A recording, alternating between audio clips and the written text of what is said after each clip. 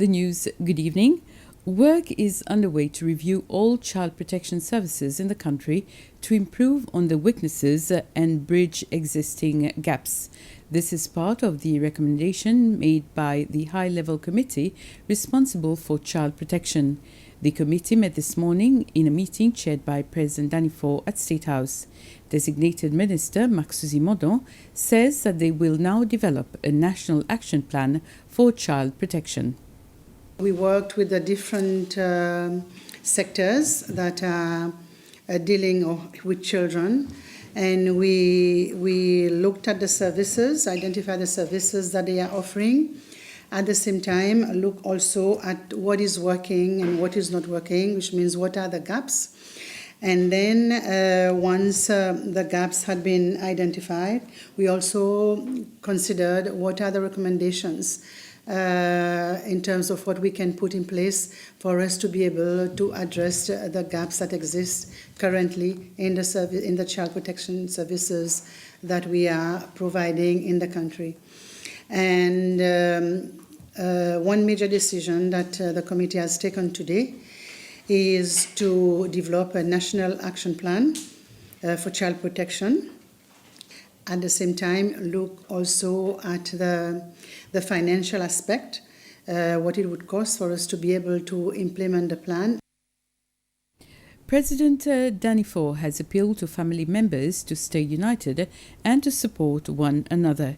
He made the appeal following a visit to the Ministry of Family Affairs at Bello this afternoon to show support for the work being done by the ministry to assist families during the difficult economic situation due to the COVID-19 pandemic. President Fo said that many families were in contact with the ministry for psychosocial support. He also called on all workers, wherever they work, to show compassion towards those seeking help or assistance.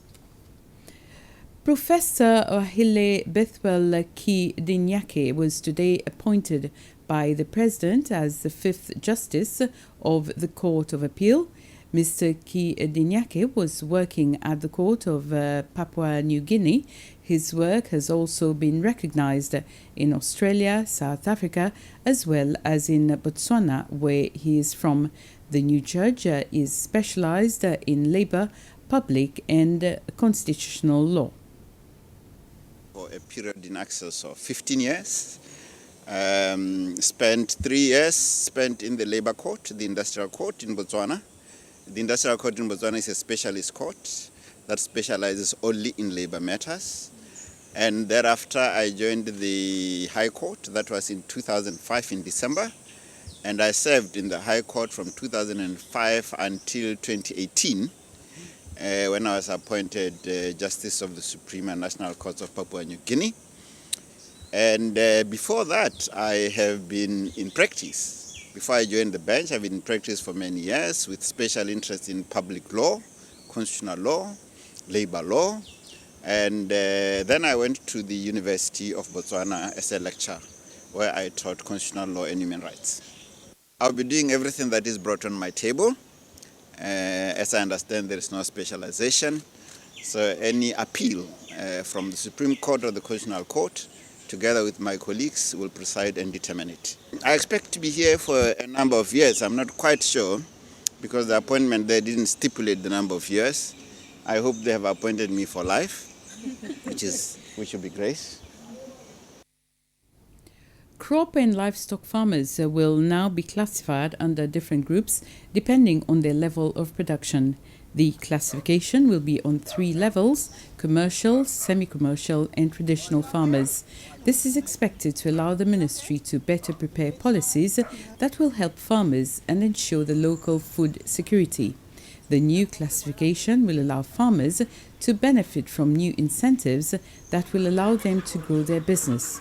The incentives include an increase in the number of years they can lease a land from government, with a maximum of 30 years for commercial farmers, 20 years for semi-commercial, and 10 for traditional farmers.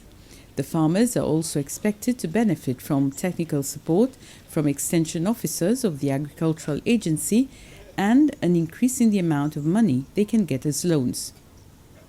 So in the case of the broiler producers, And to be in the commercial category, we've said then that you need to be able to produce about 8 tons of broiler meat per month.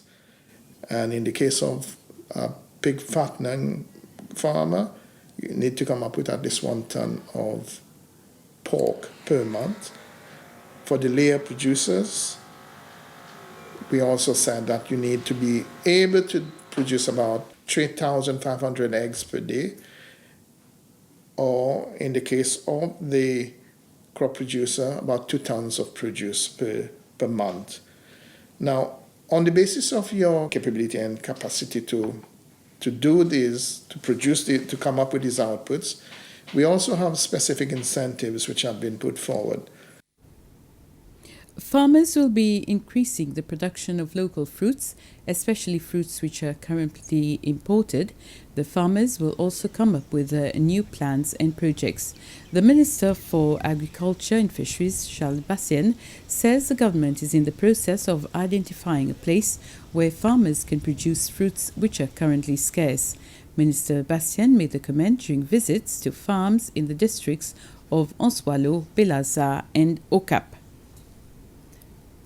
L'Union démocratique sicilloise (LDS) will present its candidates for the National Assembly elections in an extraordinary convention tomorrow, Friday, the 14th of August, and this will be at 5 p.m. at the International Conference Center. LDS has in a press release said that because of restrictions on the number of persons permitted in the auditorium, only 9 persons from each district will be able to accompany their candidate. Health regulations will apply, including social distancing practice and the wearing of masks. The event will be live-streamed on social media.